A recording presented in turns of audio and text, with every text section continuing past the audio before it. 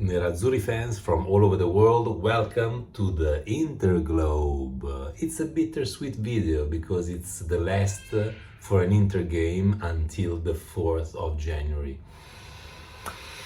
But what can we do? The World Cup is coming and I'm gonna try and use this time to also cut a few videos about some nicknames, personal nicknames that I wanna give to our great players.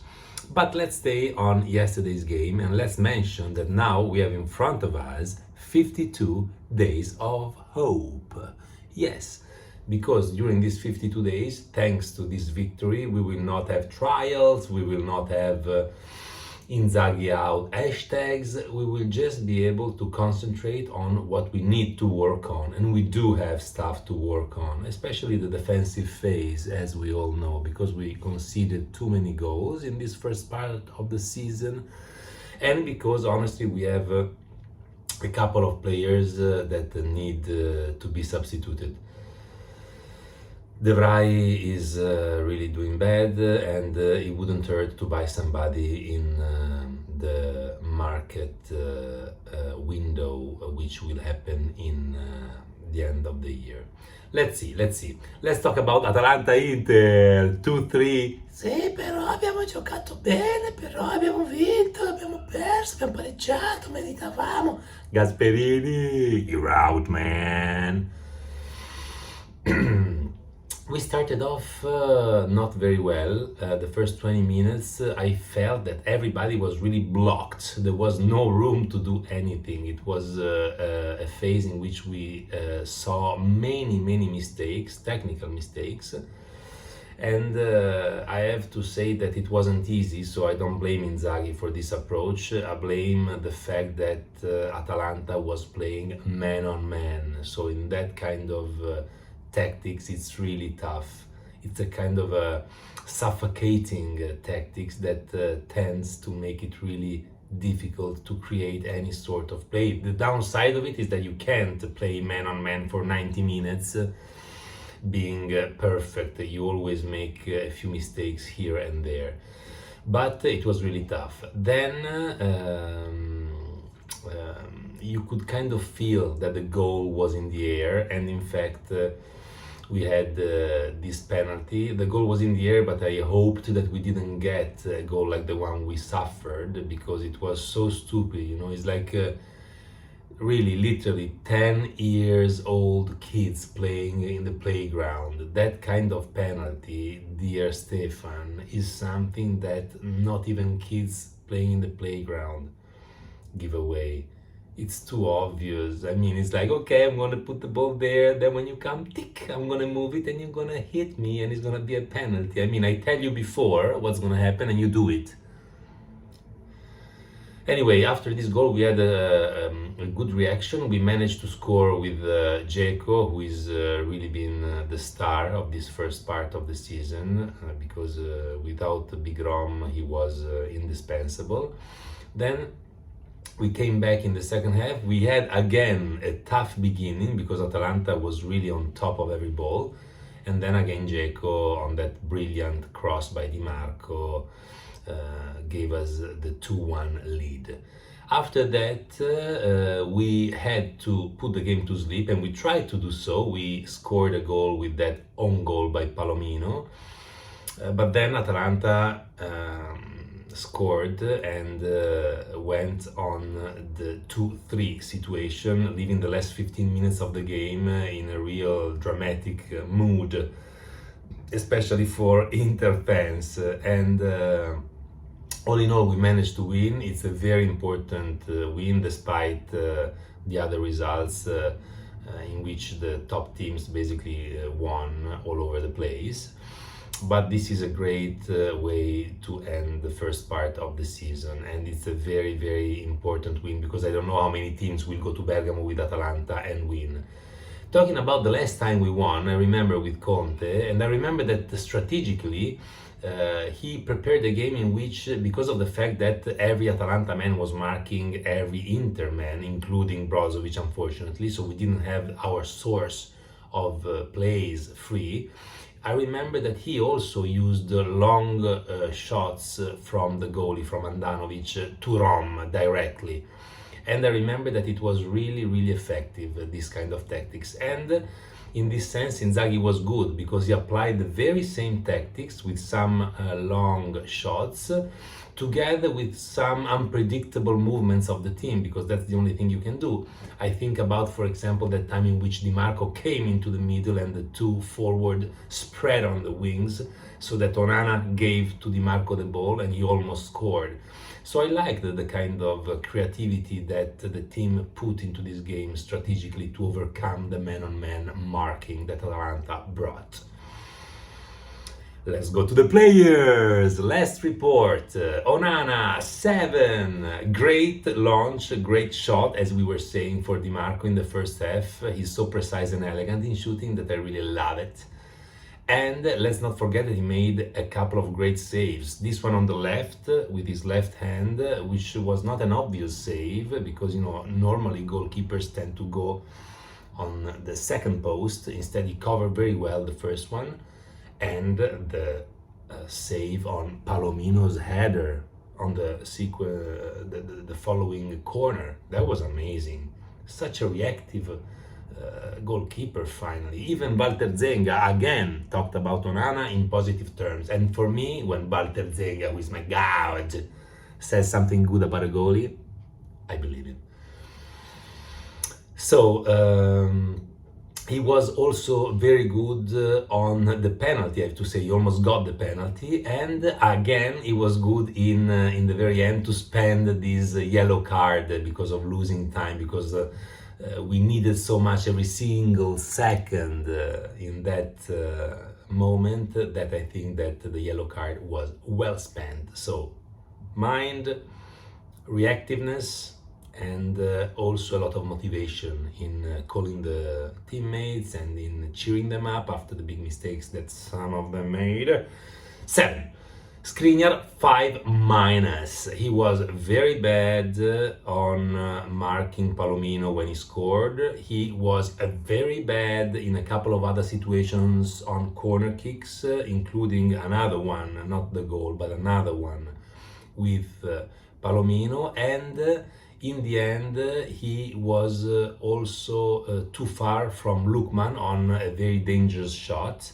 And if it wasn't enough, he also created an opportunity for Atalanta by committing a foul close to the penalty area in the very end. So, sorry Milan, but this time it's a 5-. Still much better than the 4+ that I have to give to De Vrij. We talked already about the penalty. It's really a shame the way that he conceded that penalty. So ingenuous, so childish. I mean, what the hell?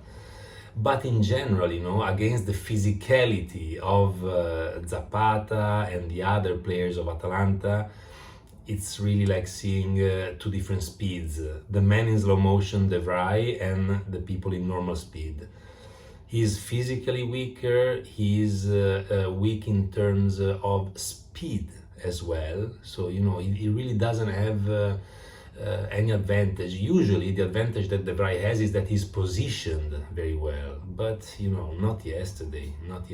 So we have this penalty, we have also this disgraceful yellow card that he got in the second half. I mean, he's really not playing up to his standards at all, and so it's a 4+. Bastoni, 6+. He was a little bit limited and conditioned by this strange movement that he made in the beginning that hurt his knee, and so I think that because of this he didn't play as confidently as usual. He was a few times out of position, but sometimes he stopped the plays of Atalanta's forwards with authority. So all in all, even if he had some really bad launches and not precise launches, which is something extraordinary for him because he's usually very precise, I will give him a 6+. So he was the best of the defense, because defense-wise we played like what? Then we go to Dumfries, 6.5. Physically very difficult for him as well to play yesterday's game because he was playing against really, really tough, strong, and tall players. Yet he was able to play well defensively, making some great closing tackles. Also, he gained that ball in the middle, in the beginning of the second half.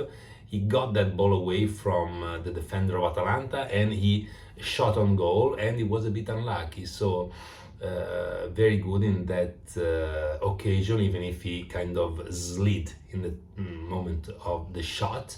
Then he made a great cross in the second half, and all in all, I think that he kept the Atalanta defenders busy. So it's a 6.5 for Dumfries. Barella 6 minus.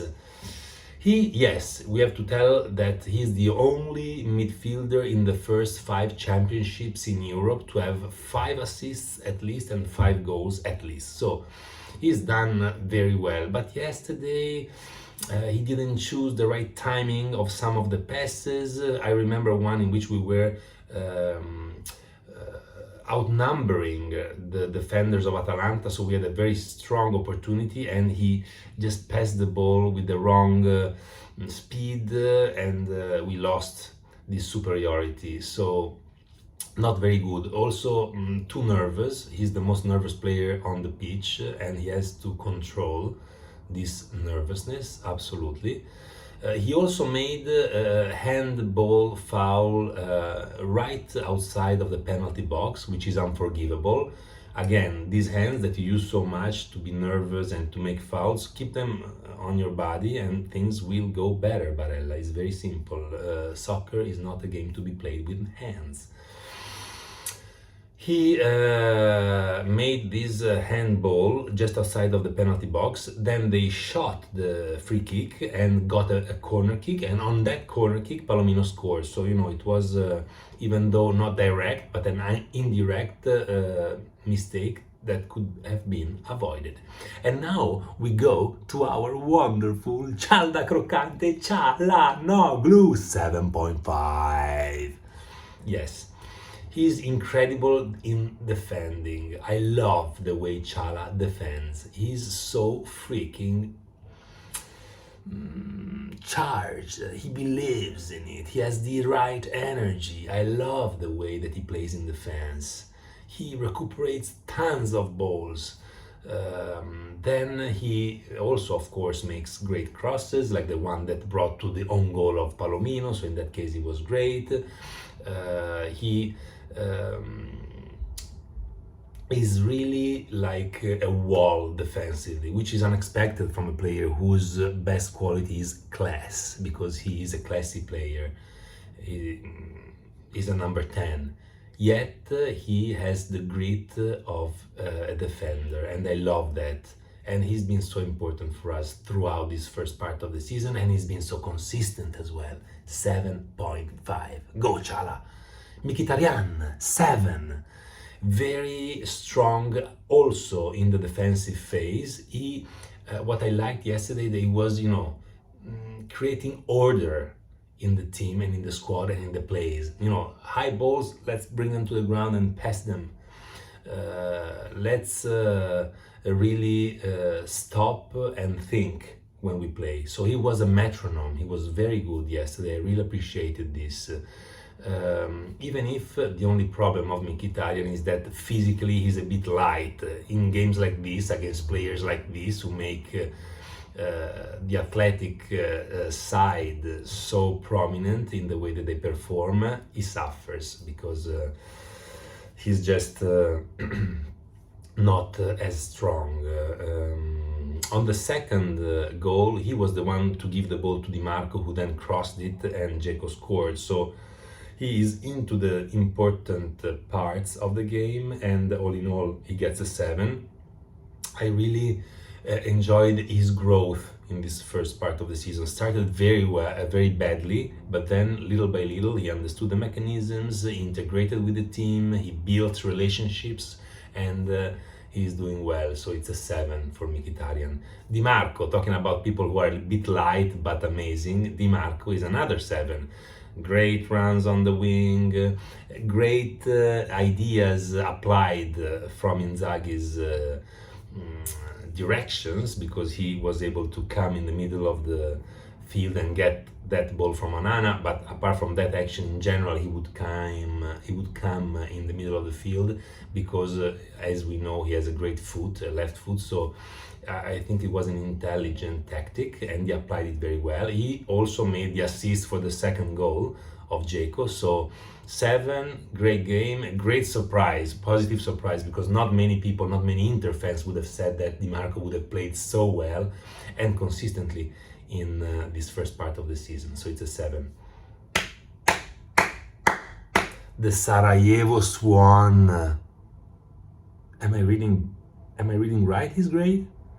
8.5. Grazie, Edin. Without Big Rom, Edin took all the destiny of the team on his own shoulders and delivered. He delivered. But he didn't simply deliver with the goals. He delivered with the movements, with the plays, with the mind, with the intelligence. He was really, really, really amazing throughout the season, but yesterday in particular. That first goal, the right timing of coming in, and it wasn't an easy goal, you know? Like with his right foot, he was able to fool the goalie. And it wasn't an easy goal, even if he was one-on-one with the goalie, because they were very close. So perfect in the first goal, presence in the second one. He was there, and he managed to put it in. And he was really enlightening in the way he played. And I'm sure, even if we don't see it on the cameras, that he's also very important when it comes to the locker room advices and thoughts, and when it comes to the on the pitch directions. You know, he's like a coach on the pitch at that age and with that intelligence. So thank you, Edin. 8.5, and I can only hope that you replicate in the second part of the season what you've done until now at almost 37. Lauti, 7.5. This is a surprise, because many supporters and many media didn't give merit to Lauti, but for me he was fundamental. Why? Because of the man-on-man tactics by Gasperini. He was the bridge, he was the glue between midfield and forward. He was amazing in going back, taking the ball, and then going again forward and finalizing the play. This was something tactically very important. Of course, he arrived to the goal area a bit more tired than usual, because he had to do all this work, but he did it very well, and that's why I give him a 7.5. Of course, we have also to remember that he passed the ball and he made the assist with the head for Dzeko in the first goal, so that also goes in his favor. And he had a nice shot while he was sliding on Çalhanoğlu's cross. He had another nice shot and even a header in which he was unlucky. So even if he didn't score, he was really crucial for our victory yesterday. That's why he gets a 7.5. Moving on, let's go to the substitutions. Bellanova 6. I like Bellanova because he's not a neutral kind of player. He does great things and shitty things together in the same performance. He just needs now to work on the negative things he does, but the fact that he has a lot of positives is noticeable, because it means that he has the potential, much better than a game in which the player is just, doing his homework, very average performance. No, he, for example, did a great defense, then he lost the ball forward and gave it to Atalanta, and we almost suffered a goal for that. Then he suffered a foul, the referee didn't whistle it, and he went back a la Simeone to get his ball back, a la Matteus, and he did get it back. Then he managed to gain a foul close to our penalty box, which was fundamental because it let us breathe. And so all in all, I give him 6, and I'm happy to see him and to have him because he's fast and he's promising. Acerbi 5.5. He did a nice launch in the beginning, but then he didn't manage the ball properly in a couple of other occasions, and he even shot on goal in a terrible way, and he could have avoided that and passed the ball. So 5.5. Brozo 6, Gozen 6, nothing special and nothing bad. Correa 5.5 because he managed to get in and to waste a ball after like 3 seconds from when he came in, and as usual he doesn't leave any imprint on the game. That's why he deserves this 5.5. Inzaghi 7 minus. The minus is because in a game that's man on man, I strategically would let a player who is a dribbler play over a player who is not a dribbler, because when you have man-on-man tactics, the only way to solve your problems is to overtake, to dribble one of the men and to create superiority, right? So I naturally would have liked to see Bellanova from the beginning. Instead he put Dumfries, but okay, Bellanova came in later. So the minus is for this, because Dumfries, in a normal situation in which we would have other games after this one, was let on the pitch too much. He's tired, he played many games already, so Bellanova was a better choice earlier. We saw that Dumfries got an injury. I don't know how tough this injury is, but could have been avoided, and thankfully we have 2 months now to recuperate, but still, he could have done a little bit better, Inzaghi, I think, with the relay between Bellanova and Dumfries. I really liked the tactics, this idea of using Conte's tactic of strategy of long shots from Onana to the forward. That's why I think it made sense to have Dzeko and not Correa on the pitch. I really liked also this idea of the forwards spreading and the midfielders and the wings going in, like in Di Marco's case. So that's also great tactics. I also enjoyed this kind of ferocious pressing when we lost the ball, because it originated a lot of opportunities for us. And I love the fact that we basically, accepted to play with their same weapons. Okay, you want to play man on man? Okay, let's do it. We have our tactics and we don't give up in the duels. So I really liked the attitude of the players in their duels, in their individual duels, apart from Skriniar and De Vrij. Okay, and by the way, yesterday Inzaghi was celebrating 250 benches as a coach, as a manager in Serie A, versus 500 celebrated yesterday by Gasperini. By Gasperini, 500 presenze. 500 presences for Gasperini and 250 for Inzaghi, who has the highest amount of victories in these 250 games, which is noticeable of all coaches ever who played in Italy. So this is great. I'm happy for him because he's relatively young as a coach and he can still grow a lot, but he's done well, as the numbers say. Of course, another reason to criticize Inzaghi is that he let De Vrij play instead of Acerbi. This De Vrij can't play, so it's a pity that we had to see him on the pitch yesterday. That's all, my friends. Please subscribe if you enjoyed this video and hit the like button. It's very important for me. Now we have in front of us this pause. I'm happy that Inter won, so we're leaving on a positive note. Now let's dive into the World Cup and let's talk about Serie A only in the new year. For now, thank you so much for watching. Please leave a comment if you have anything to say, because I would love to learn how to make my videos better. And as always, grande, magica Inter! Ciao!